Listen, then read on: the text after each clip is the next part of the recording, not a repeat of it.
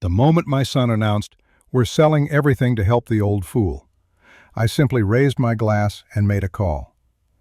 I let them laugh when the bidding started at $50, but when the auction line came alive and the price jumped to $200,000, their faces turned the color of the first winter snow. This is the story of how I leveraged their greed to publicly dismantle them and reclaim my dignity.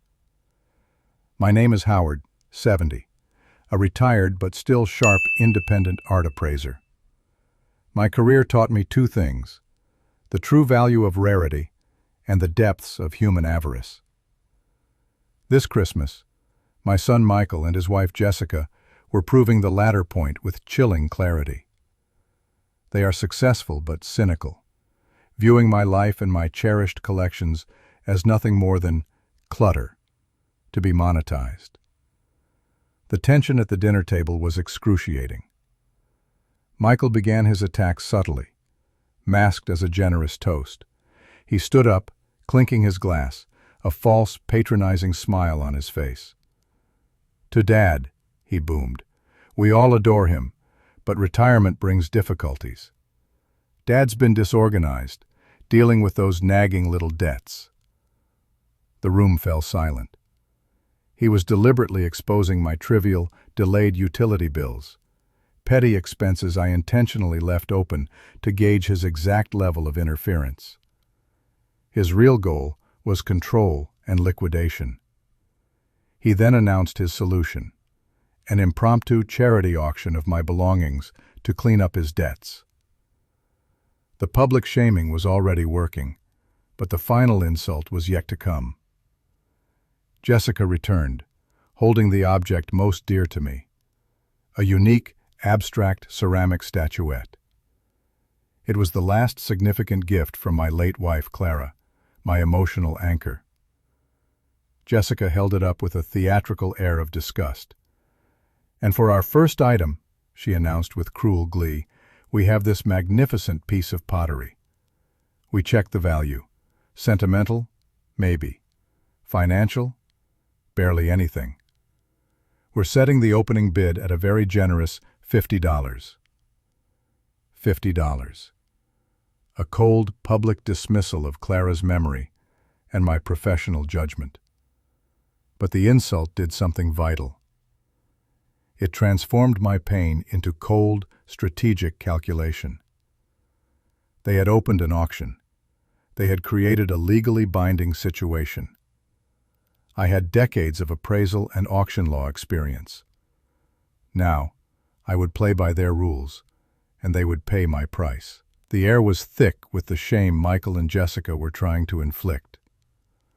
No one in the family dared to bid on the statuette. They all understood this was less about fundraising and more about control. Michael was about to declare the $50 reserve met and close the bid when I finally moved. I raised my hand, not in a plea, but as an auctioneer calls for order.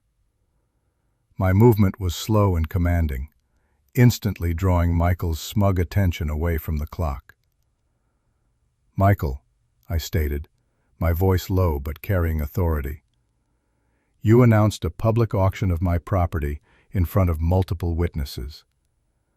That, my boy, constitutes a legally recognized sale process."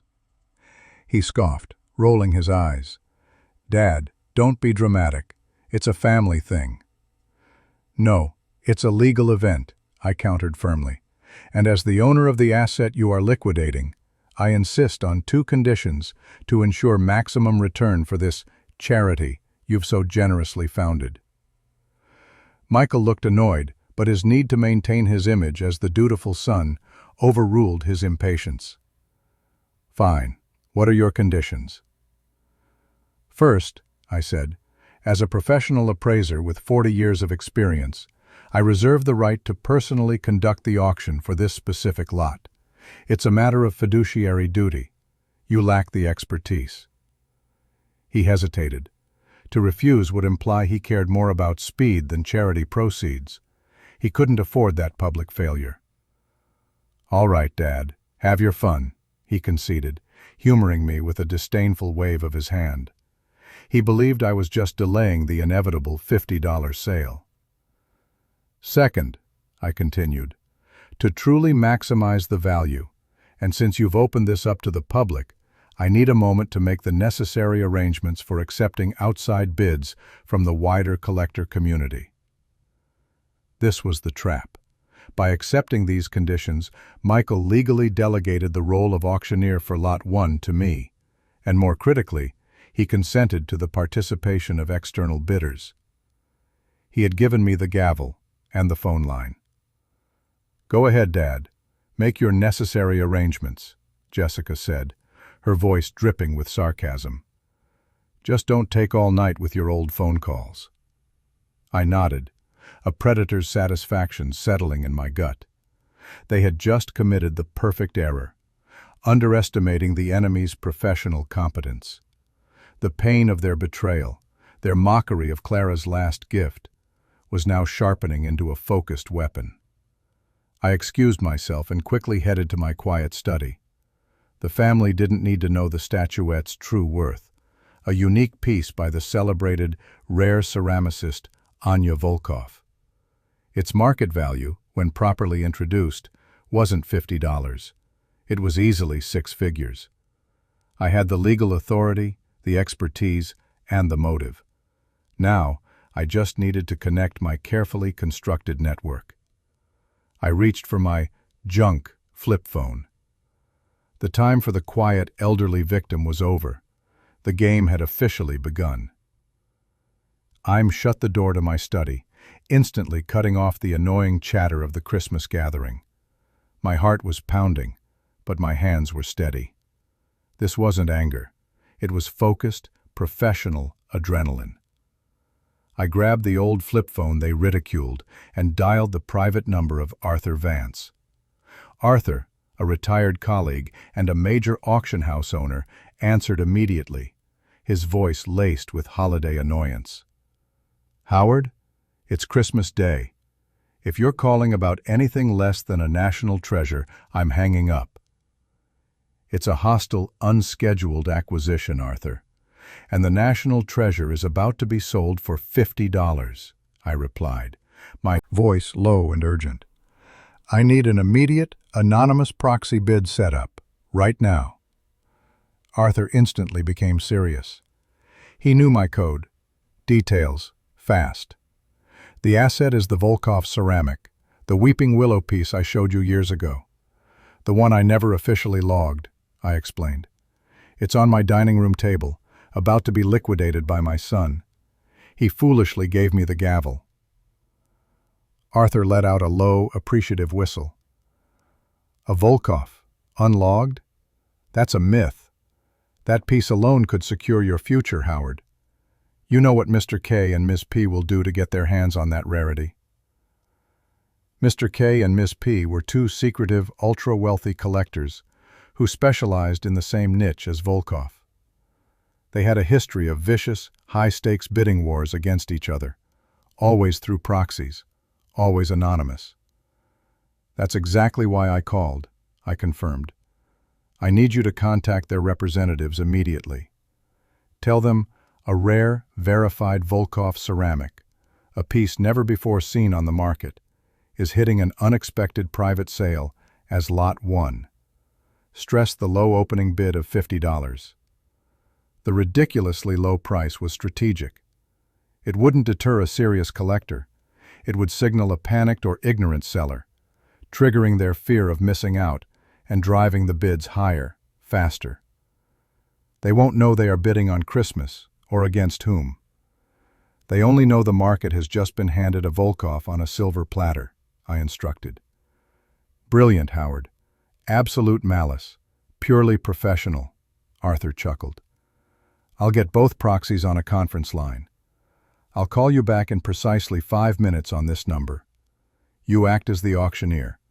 I'll feed you the blind, escalating bids from 2 competing titans." "Understood," I said, my heart rate steadying. "This is not an auction, Arthur. It's a public execution of my son's reputation." I ended the call. The 5 minutes needed to set up the bidding war felt like an eternity, but the plan was perfect. My son and daughter-in-law had mistaken me for an old fool with junk. I was about to show them the staggering, six-figure cost of their ignorance, using my own secret network and their own rules against them. I adjusted my jacket, ready to walk back into the battlefield. I walked back into the dining room with a new bearing, not that of a tired old man, but of an auctioneer about to command a high-stakes sale. My old flip phone was resting next to my water glass. The entire family was waiting, clearly eager for the awkward farce to end. Michael was trying to regain the festive mood, but his eyes were darting to me, sensing the change in my posture. I picked up my wine glass and tapped it lightly with a spoon. The crystal clink cut through the room noise like a bell. "Before we proceed with the sale of Lot 1, I announced, my voice carrying the familiar, trained resonance I used to use when addressing a crowded auction room, "I must propose a second toast." Michael's jaw tightened. He knew he couldn't stop me without looking overtly aggressive. He reluctantly raised his glass. "I toast to true sight," I began, my gaze sweeping over the faces of my family, finally settling hard on Jessica, who was still smirking. "May we all learn to differentiate the dust on a surface from the value hidden beneath. May we understand that not everything can be reduced to a quick, careless assumption." I took a deliberate, slow sip of the wine. "And finally, a toast to integrity.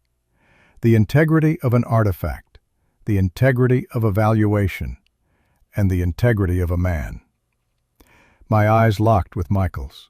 His smile was entirely gone, replaced by a flicker of genuine fear. My words were simple, yet they carried the weight of 4 decades of professional authority, suggesting a knowledge he simply did not possess. "Now," I announced, setting down my glass with a decisive tap, "the preliminaries are complete. We shall commence the auction for the ceramic statuette, Lot 1. As the delegated auctioneer, I have arranged for a live, secure external bidding line. To ensure maximum charitable return, of course." I picked up my old flip phone. "I am placing a call to my licensed proxy agent, who will feed me real-time anonymous bids from interested parties." Michael was pale now. He leaned across the table, his voice a strained whisper. "Dad, this is ridiculous. We didn't agree to outside bidders." "Ah, but you did, Michael," I corrected him, maintaining my calm, professional tone. "You agreed to my second condition, making the necessary arrangements for outside bids to maximize the charity proceeds. Your words, not mine." I held up the phone.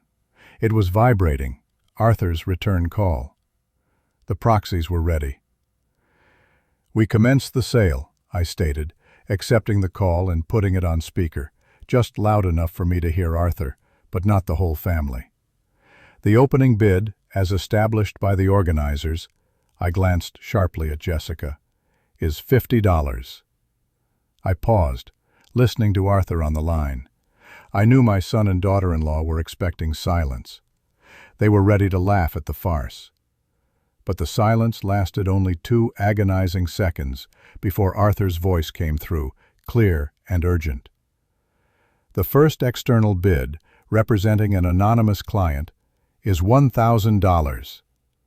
The collective gasps around the table were immediate. Michael's eyes bulged and Jessica's jaw dropped. The game had just shifted from a humiliating family farce to a serious, high-stakes financial event. The sudden announcement of a $1,000 bid for the $50 trinket shattered the forced calm of the dining room. Michael and Jessica looked like they'd been slapped. Their faces, just moments ago smug and self-satisfied, were now utterly blank. "What? Who was that?" Jessica stammered, pointing a trembling finger at my phone. "That can't be real. That's a joke." I held up a calming hand, maintaining the demeanor of a professional in control of a chaotic situation. Order, please. This is a licensed bidding process. The bid is $1,000. Do I hear $1,500? I listened to Arthur on the private line. He was clearly enjoying the show. He relayed the next bid, the first reply from the second anonymous collector, Miss P. I hear $1,500, I announced, my voice booming slightly, filling the silent room. New bidder. Anonymous client P is now in the lead. Do I hear $2,000? Michael shot out of his seat. Stop it, Dad. This is insane. What are you doing? Who are you talking to? This isn't a Sotheby's. It's Christmas dinner. You established the rules, Michael, I reminded him, my eyes sharp and cold. You called it an auction. You accepted external bidders to maximize charitable returns. Now, let the process proceed. Arthur's voice came through again, urgent and slightly muffled. Mr. K's proxy was already hitting back. They were escalating faster than I had anticipated. The low reserve price had worked exactly as planned, signaling high risk and high reward to the aggressive collectors. Bid is now $5,000, I declared, slamming my hand gently on the table for emphasis. A new jump. Client K returns the challenge. We are at $5,000. Do I hear $6,000? At this point, the entire extended family was riveted, their dinner forgotten. The speed and size of the jumps were baffling them. They were watching a $50 piece of pottery suddenly become a coveted, high-value asset. They all looked to Michael for an explanation, but he was speechless, his face a mask of confusion and mounting dread. He couldn't reconcile the clutter he tried to sell with the value I was commanding. $10,000, Arthur whispered through the line. The bidding war was officially white-hot. We are at $10,000, I stated, holding the phone steady. $10,000 from anonymous client P. Going once, going twice. Jessica frantically grabbed Michael's arm. Michael, you have to stop him. That money belongs to the estate. We can't let him just give it away. Give it away? I laughed, a short, humorless bark. My dear, the money from the sale of my asset belongs entirely to me, the legal owner. You merely granted me the right to sell it. Now sit down. The bidding is ongoing. Michael, however, wasn't looking at me. He was staring intensely at the small ceramic sculpture, his mind racing. Was it possible? Could this piece of junk actually be worth something substantial? The seed of doubt, fueled by greed, had been expertly planted. Other bids stood at $10,000. Michael was breathing heavily, his chest rising and falling rapidly. He wasn't scared for me. He was terrified of the value he had carelessly thrown away. $10,000, I repeated, my auctioneer's voice gaining power. Anonymous client P is in the lead. Do I hear $12,000? Arthur's voice, a swift whisper in my ear, confirmed the next leap. I hear $20,000, I declared. The anonymous client K immediately raises the stakes. $20,000. Do I hear $25,000? Jessica shrieked, a high, unpleasant sound. Michael, stop this madness. That's $20,000 for a piece of clay. It's a mistake. Tell your father to cancel the call.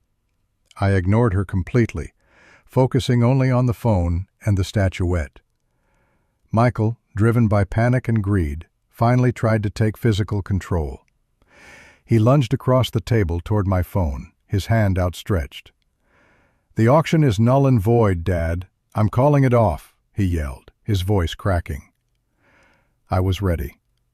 Before his hand could reach the phone, I slammed my palm down hard on the table. The sharp crack echoed through the sudden silence. Order, I commanded, using the cold authority I hadn't needed since I shut down a fraudulent sale 40 years ago.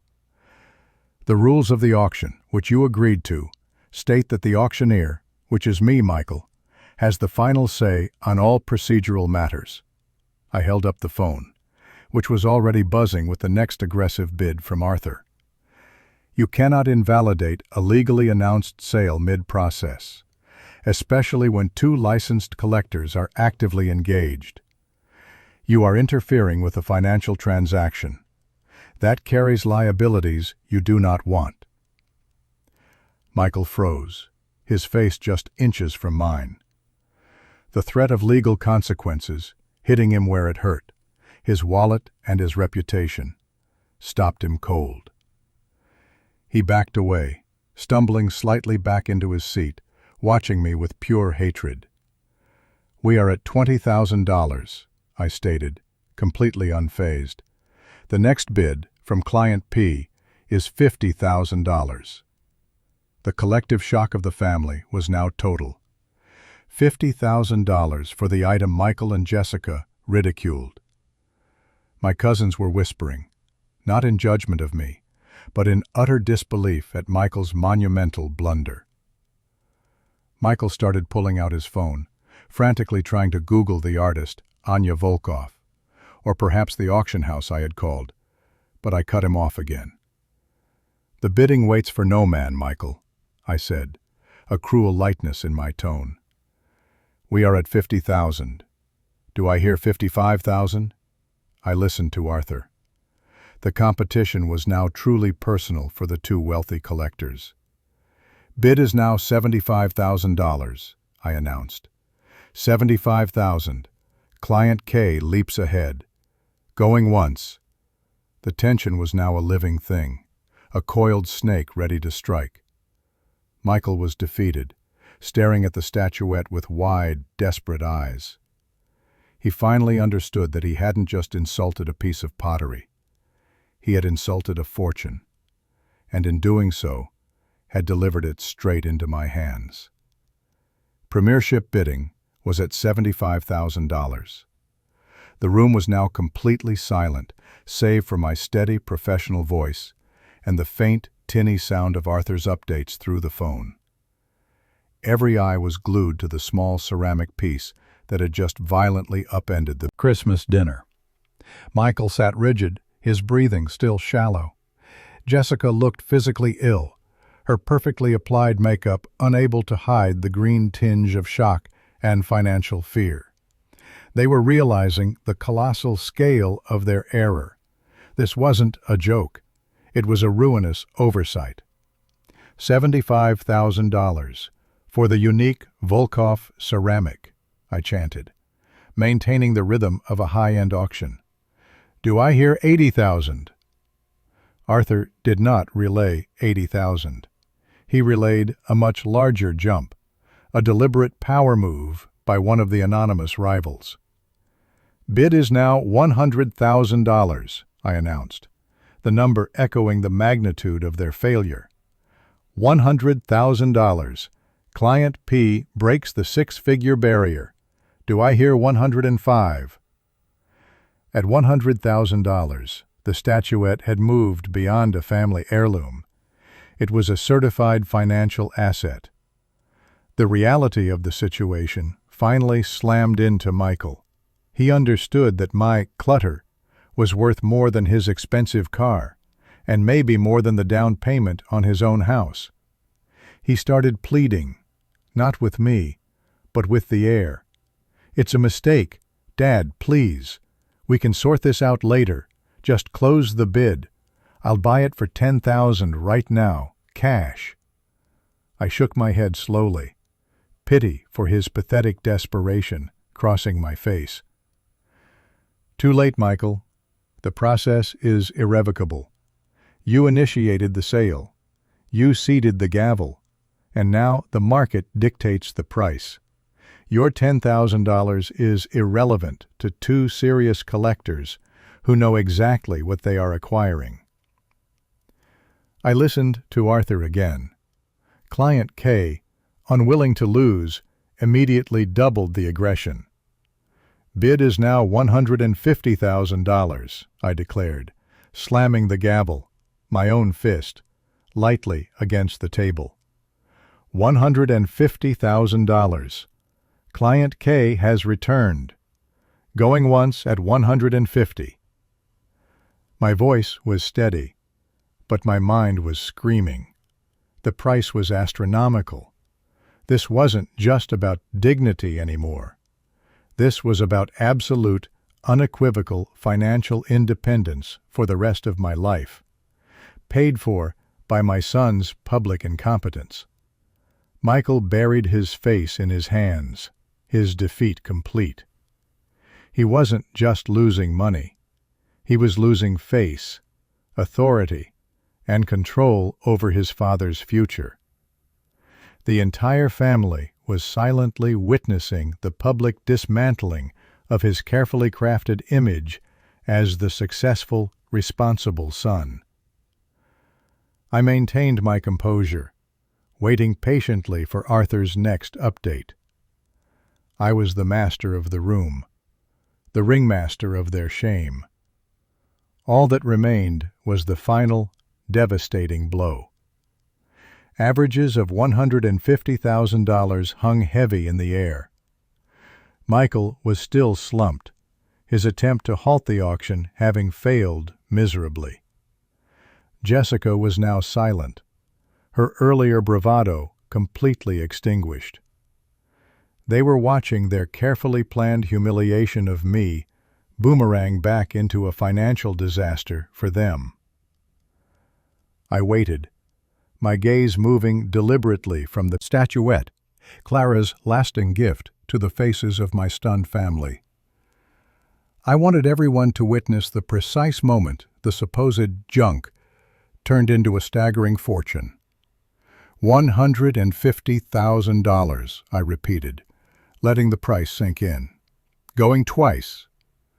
The long pause was intentional. I knew Arthur was waiting for the final, desperate counterbid from the proxy of Client P. In this world of high-stakes collecting, $150,000 was merely a staging point, not the destination. Arthur's voice finally came through the phone, sharp and decisive, cutting through the silence. He didn't raise the bid by $5,000 or $10,000. He made a statement. "The bid is now $180,000, I declared, raising my voice to carry the full weight of the sum. Client P is absolutely determined. $180,000. Do I hear 185? The room seemed to shrink. Even the younger cousins, who didn't fully grasp the significance, understood that this tiny object now commanded the price of a small mansion. Michael looked up, his eyes bloodshot. He whispered something to Jessica, presumably asking if they could possibly buy out the auction house now, or somehow invalidate the entire transaction. But I knew the truth. There was no way out. The moment they set the opening bid and ceded control, they handed me the weapon. I held the phone closer to my ear. Arthur explained that Client K's proxy had just received an updated limit, a clear sign that the collector himself was now personally involved, unwilling to lose this rare, unlogged piece. "We have a new and aggressive counteroffer," I announced, the drama in my voice perfectly timed. The bid jumps to a staggering $195,000. $195,000. Client K pushes the limits. I could hear Arthur urging me on. We were just one move away from the target price. The figure I knew was the maximum they would push without entering ridiculous territory. The pressure was intense, but I was enjoying the performance immensely. The money was magnificent, but the look of absolute crippling horror on my son's face was priceless. The final reply from Client P came in. Not a small jump, but a decisive, heavy blow. The stage was now set for the ultimate public revelation. ITH bidding stood at $195,000. The air in the dining room was so thick with tension it was almost painful to breathe. Michael and Jessica were statues of despair, their faces reflecting the true cost of their arrogance. They had lost the battle for my control, and in doing so, they had gifted me a fortune. I held the phone, my old friend Arthur waiting silently for my cue. I let the number hang in the air for a dramatic, agonizing 10 seconds. The final, decisive bid was incoming. $195,000, I repeated, my voice strong, carrying the finality of the moment. Going once, going twice. Then Arthur's voice, now a triumphant shout even through the small phone speaker, delivered the final, crushing number. I raised my head, my eyes locking directly onto Michael's, a gaze that held 40 years of suppressed disappointment and 5 minutes of calculated revenge. "The final winning bid," I announced, my voice booming the truth of the statuette's value across the shocked silence of the family, "is $200,000. The number landed like a physical punch. $200,000. For the ugly pot, they valued at $50. The sound of the gasp that escaped Jessica's lips was sharp and high, quickly followed by a low, desperate moan from Michael. I brought my fist down gently on the table, mimicking the auctioneer's gavel. "Sold to the anonymous bidder, Client P, for $200,000. I slowly lowered the phone, my focus never leaving my son. The sight of his face, pale and stricken with the realization of his public, financial, and emotional defeat, was worth every single dollar. He had tried to expose me as a debt-ridden fool. I exposed him as a greedy, ignorant vulture. Jessica finally broke the silence, her voice a hysterical screech. "No, you cheated. That's impossible. We demand to see the buyer. This is a setup." I smiled, a thin, cold, professional smile. "My dear, the buyer is anonymous, and the sale is legally sound. You yourself, along with Michael, initiated this auction and granted me control. I simply performed my professional duty and ensured the asset received its true value. $200,000, free and clear, for my personal funds." Michael didn't speak. He just stared at the statuette, the small ceramic piece embodying all his failed plans. The entire family now knew the truth. Michael and Jessica weren't heroes helping a struggling father. They were ruthless opportunists who had been publicly, spectacularly, outmaneuvered by the very man they sought to humiliate. The climax was complete. My dignity was restored, and my future was secure. The humiliation they had planned for me had landed squarely and permanently on them. Final announcement, $200,000, left the dining room in a state of suspended animation. The shock had morphed into a desperate, frantic denial from Michael and Jessica. "This is fraud. We will contest the sale. We'll call the police," Michael shrieked, his face blotchy with tears and sweat. I remained utterly calm, the professional in charge. I retrieved the statuette from the mantelpiece and placed it in a secure padded bag I'd prepared earlier. "Michael, I appreciate your passion, but you won't contest anything," I stated, my voice steady and final. "You initiated a public auction. I, the owner and a licensed expert, simply maximized the value for the charity you founded. The money for my asset goes to me. The sale is irrevocable." I then performed the final, crushing act of professional closure. I called Arthur Vance, this time on speaker, ensuring every person present heard the cold, legal details. "Arthur, confirmation. $200,000, Volkov ceramic. Please deduct your standard professional fee, a fraction of the sale, I might add, and wire the balance directly to my personal investment account by the end of the business day. The piece will be available for collection tomorrow morning." I hung up and looked directly at Jessica, whose tears had ruined her expensive makeup. "And regarding your concern about my debts, Michael, the $200,000 far exceeds them. Consider them paid. With interest. I didn't offer further explanation or comfort. I had nothing more to say to the people who had tried to publicly dismantle my dignity and Clara's memory for $50. The revenge was complete. Public, financial, and perfectly legal. I walked toward the front door.